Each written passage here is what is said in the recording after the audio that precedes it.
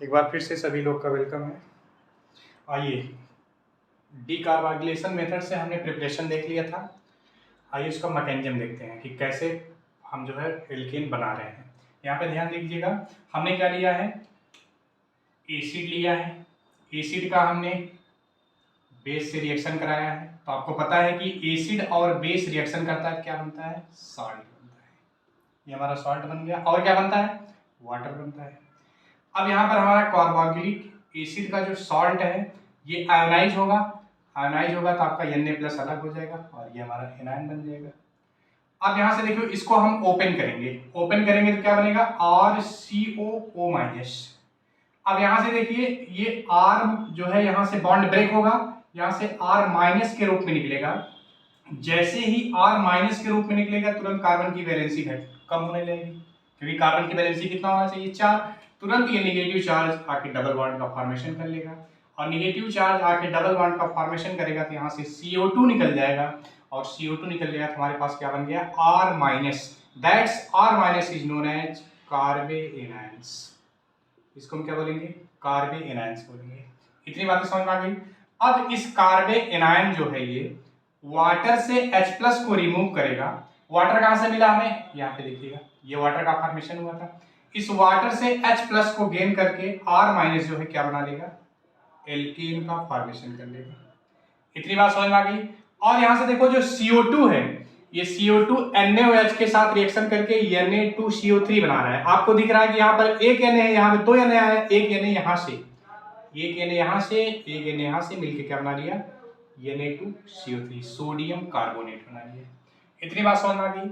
अब देखिएगा, मैकेनिज्म से भी प्रॉपर्ली क्वेश्चन पूछे जाते हैं और पूछे गए हैं। तो यहाँ पर कुछ इंपॉर्टेंट पॉइंट है, मैकेनिज्म को देखकर ही वो पॉइंट्स लिखे गए हैं। सबसे पहले देखिए, जो इंपॉर्टेंट बात यहाँ पे है कि कार्बन आयन का फॉर्मेशन हो रहा है। तो पहला पॉइंट हमने क्या लिखा है कि कार्बन आयन फॉर्मेशन हो रहा है, ठीक। और formation of carbon ion is the RDS। RDS का मतलब रेट डिटरमिनिंग स्टेप्स। जो स्लो स्टेप होता है, जो रेट डिटरमिन करता है, उसी को क्या बोलते हैं, RDS बोलते हैं। तीसरा पॉइंट क्या है कि rate of reaction directly proportional to stability of carbon ion. Carbon ion की स्टेबिलिटी जितना ज्यादा होगी, रेट ऑफ रिएक्शन जो है उतना ज्यादा होगा। अब आपको पता है कि कार्बन आयन 1 डिग्री ज्यादा स्टेबल होता है 2 डिग्री के कंपेयर में, और 2 डिग्री ज्यादा स्टेबल होता है किसके कंपेयर में, 3 डिग्री के कंपेयर में। तो ये ऑर्डर किसका है, stability order of carbon ion. इतनी बातें समझ में आ गई।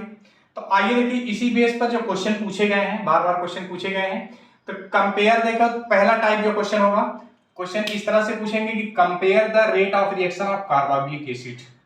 कार्बोक्सिलिक एसिड के रेट ऑफ रिएक्शन का कंपेयर करना है। पहला देखो दिया गया है, सेकंड दिया है, थर्ड दिया है, तीनों में हमें कंपेयर करना है। तो यहाँ पे देखिएगा, आपको ऐसे क्वेश्चन करने के लिए क्या करना है, कार्बोक्सिलिक एसिड से आपको बॉन्ड को ब्रेक करके यहाँ नेगेटिव चार्ज बना लेना है। यहाँ भी हमने क्या किया, नेगेटिव चार्ज बना लिया। यहाँ भी हमने ब्रेक करके क्या बना लिया, नेगेटिव चार्ज बना लिया।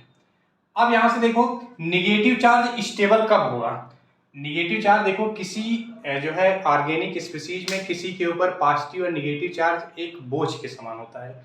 अगर वो नेगेटिव या पॉजिटिव चार्ज स्टेबल है तभी जाकर स्टेबिलिटी गेन होती है। तो ये मतलब ये नेगेटिव चार्ज जो है ये किसी तरह से स्टेबल होना चाहिए। स्टेबल होने का मतलब ये नेगेटिव चार्ज इस कार्बन के ऊपर से हटना चाहिए। तो अब देखो जरा यहाँ से NO2 क्या है, आपको पता है NO2 में 2 इफेक्ट दिख रहा है, एक -M होता है, एक क्या होता है, -I।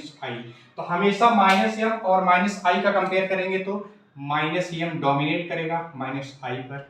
नेक्स्ट यहाँ पर देखो, कोई इफेक्ट नहीं दिख रहा है, नो इफेक्ट। जस्ट यहाँ पे देखेंगे OCH3, यहाँ पे देखो लोन पेयर है, यहाँ पर क्या है हमारा, +M है और -I है। +M और -I में जो है डोमिनेट कौन करता है, +M करता है, ये मान। तो अब देखिएगा जरा कि -M जो है इलेक्ट्रॉन को विड्रॉ करता है। तो अब यहां से -M में कौन सा ग्रुप है, NO2 है। तो NO2 इलेक्ट्रॉन ड्रा करेगा, तो NO2 जब इलेक्ट्रॉन ड्रा करेगा तो इस कार्बन पे इलेक्ट्रॉन कम होंगे। नेक्स्ट, जब इस कार्बन पे इलेक्ट्रॉन कम होंगे तो ये कार्बन इस कार्बन से खींचेगा। नेक्स्ट, ये कार्बन खींचेगा, फिर ये कार्बन खींचेगा, इस पे कम होगा तो ये इस निगेटिव चार्ज को खींच लेगा, और निगेटिव चार्ज को जब खींच लेगा तो निगेटिव चार्ज जो है इस कार्बन से जो है डिस्पर्स हो जाएगा, फैल जाएगा, जिसकी वजह से ये स्टेबिलिटी गेन कर लेगा। सिमिलरली यहाँ पे देखेंगे आप, यहाँ पे प्लस एम है, प्लस एम तो इलेक्ट्रॉन डोनेट करता है, इलेक्ट्रॉन डोनेट करेगा तो इस कार्बन पे इलेक्ट्रॉन बढ़ेंगे, नेक्स्ट यहाँ बढ़ेंगे, यहाँ बढ़ेंगे, यहाँ बढ़ेगे, और इस कार्बन पे बढ़ जाएंगे। तो ऑलरेडी इस कार्बन के पास निगेटिव चार्ज है, इसको इलेक्ट्रॉन और मिल रहा है, तो इलेक्ट्रॉन और मिल रहा है, भैया यहाँ रिपल्सन होने लगेगा, रिपल्सन होने लगेगा तो स्टेबिलिटी घट जाएगी, तो ये रेट ऑफ रिएक्शन जो है स्लो हो जाएगा।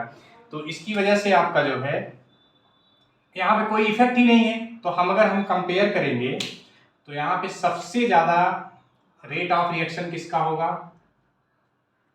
फर्स्ट वाले का, यहाँ पे हमारा क्या है फर्स्ट, देन सेकंड, कोई इफेक्ट नहीं है यहाँ पे, उसके बाद सबसे ज्यादा सबसे कम किसका होगा, थर्ड वाले का। तो ये हमारा क्या है order of rate of reaction.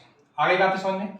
Next देखो, फिर से वही काम करो, ये बॉन्ड ब्रेक करो, इस पे नेगेटिव चार्ज लेकर आओ, यहाँ कार्बोक्सिलिक एसिड को ब्रेक करना है, यहाँ पे लगा, यहाँ पे लेकर निगेटिव चार्ज लेकर आओ, यहाँ ब्रेक करो, निगेटिव चार्ज लेकर आओ। अब यहाँ से देखिएगा ये कार्बन आयन कैसा बन रहा है, 1 डिग्री बन रहा है, आपको दिख रहा है 1 डिग्री कार्बन आयन। जस्ट ये देखो तो दिख रहा है 2 डिग्री कार्बन आयन बन रहा है, ये क्या दिख रहा है हमारा 3 डिग्री कार्बन आयन बन रहा है। तो अभी अभी जस्ट हमने लिखा कि कार्बन आयन की स्टेबिलिटी क्या होती है, 1 डिग्री सबसे ज्यादा होती है। तो stability of carbon ion, stability of carbon ions 1 degree सबसे ज्यादा, देन 2 डिग्री, देन 3 डिग्री। तो इसके बिहाफ पर कंपेयर करेंगे तो सबसे ज्यादा रेट ऑफ रिएक्शन किसका होगा, फर्स्ट वाले का, देन सेकंड का, देन आपका थर्ड का। ये रेट ऑफ रिएक्शन का ऑर्डर है। आगे बातें समझ में। नेक्स्ट देखिए, एक क्वेश्चन और इस टाइप का बन सकता है। इसमें देखो क्वेश्चन कह रहे हैं कि total number of carboxylic acid, कितने कार्बोक्सिलिक एसिड ऐसे होंगे जो आइसोब्यूटेन बनाएंगे। अब देखिएगा जरा, अब थोड़ा सा दिमाग लगाएंगे यहाँ पे, कितने हमें लेने हैं, अब दिमाग लगाइएगा जरा। अब देखिए यहाँ से हमें क्या बनाना, आइसोब्यूटेन।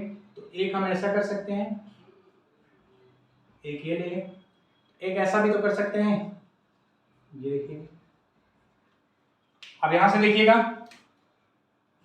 यहां से ये ब्रेक होगा, यहां से CO2 निकलेगा और यह इसके साथ आके लग जाएगा, ये हमारा बन जाएगा। सिमिलरली यहां से देखो, ये CO2 निकलेगा और यह इसके साथ आके लग के ये बन जाएगा। तो total number of carboxylic acid की संख्या कितनी हो गई, 2। आंसर 2 है। 2 कार्बोक्सिलिक एसिड ऐसे हैं जो आइसोब्यूटेन का फॉर्मेशन करेंगे। आई होप आपको क्लियर हो गया होगा सारे कंसेप्ट। मिलते हैं नेक्स्ट क्लास में। बहुत बहुत धन्यवाद।